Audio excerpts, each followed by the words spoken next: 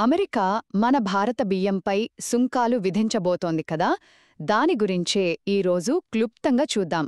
విషయమేంటంటే, America అధ్యక్షుడు Donald Trump వాళ్ళ దేశ రైతుల కోసం ఏకంగా $12 బిలియన్ ప్యాకేజీ ప్రకటించారు.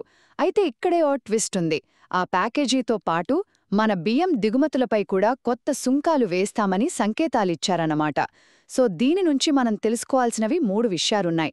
మొదటిది, అసలు ఈ నిర్ణయం వెనకున్న కారణమేంటంటే అమెరికాలోని స్వంత రైతుల ఆదాయాన్ని కాపాడటం. మరి దీని ప్రభావం ఎవరిమీద పడుతుంది? ముఖ్యంగా భారతదేశం నుంచి ఎగుమతి అయ్యే బాస్మతి, నాన్ బాస్మతి బియ్యంపైనే. రెండవది, ఒకవేళ ఈ సుంకాలు కనుక అమలైతే అమెరికా మార్కెట్లో మన బియ్యం ధరలు అమాంతం పెరిగిపోతాయి. దీనివల్ల మన ఎగుమతిదారులకు ఆర్థికంగా పెద్ద దెబ్బే తగులుతుంది. ఇక చివరిగా, ఈ వ్యవహారం కేవలం బియ్యం మార్కెట్కే పరిమితం కాదు. ఇది గ్లోబల్ రైస్ మార్కెట్లో ఒక రకమైన ఒత్తిడిని పెంచుతుంది. అంతేకాదు, అమెరికా-భారత్ మధ్య ఉన్న వాణిజ్య సంబంధాల మీద కూడా దీని ప్రభావం గట్టిగానే పడే అవకాశముంది. ఒక్క మాటలో చెప్పాలంటే, అమెరికా తమ రైతులను ఆదుకుంటున్నామనే పేరుతో తీసుకుంటున్న ఈ నిర్ణయం భారత్తో వాణిజ్య యుద్ధానికి దారితీసే ప్రమాదం లేకపోలేదు.